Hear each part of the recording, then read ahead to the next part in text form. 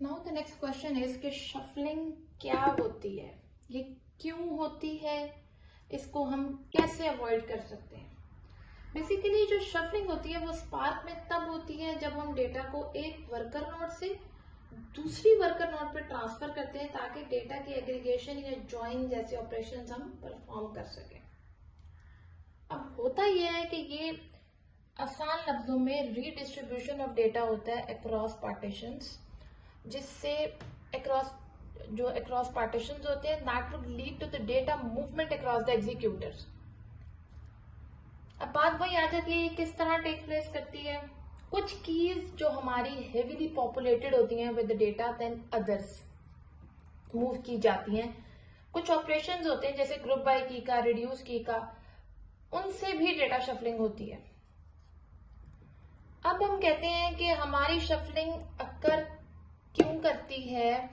हम लोग पहले ये कहते हैं जी कि हमारा डेटा सेट कैशे किया जाता है मेमोरी में। जब वो मेमोरी में कैशे किया जाता है और इस तरह हमारी मेमोरी भी ली जाती है और हमारा डेटा जब डिस्क पे आता है, डिस्क इनपुट आउटपुट पे जाता है, कैशे पे जाता है, इसकी वजह से हमारा डेटा जो है वो कॉस्टली भी हो जाता है।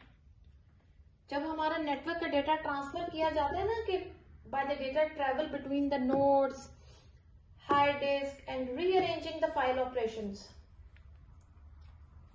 हम इसको मिनिमाइज किस तरह कर सकते हैं शफलिंग को। इसकी कुछ टेक्निक्स होती हैं जिसमें से हम कहते हैं कि हम डेटा की जो पार्टीशनिंग होती है ना वो हम कर दें। वो हम किस तरह कर दें कि हम कहते हैं आप डेटा को पहले से प्रॉपर पार्टीशन करके रखें ताकि आपको बाद में शफलिंग की जरूरत ना पड़े। पहली बात आ गई आपके पास पार्टीशनिंग की। दूसरी बात आप कहते हो कि आपके पास एक रीजन होता है, आप इसके ऊपर ब्रॉडकास्ट ज्वाइंस भी लगा सकते हो। अब ब्रॉडकास्ट ज्वाइन से क्या होता है, जब एक छोटी टेबल को आप बड़ी टेबल के साथ ज्वाइन करते हो तो ब्रॉडकास्ट ज्वाइंस यूज करते हो।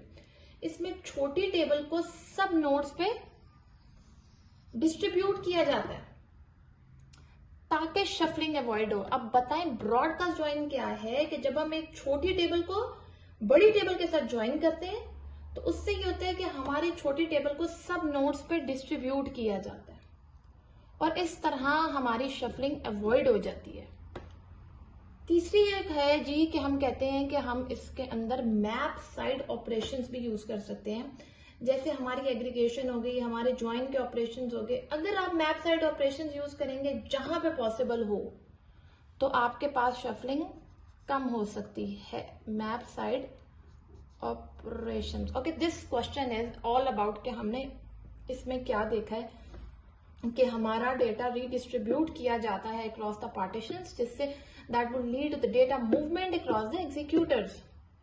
ये किस तरह टेक्स प्लेस होती है, हम इसको किस तरह मिनिमाइज कर सकते हैं। शफलिंग को हम परफॉर्मेंस किलर भी कहते हैं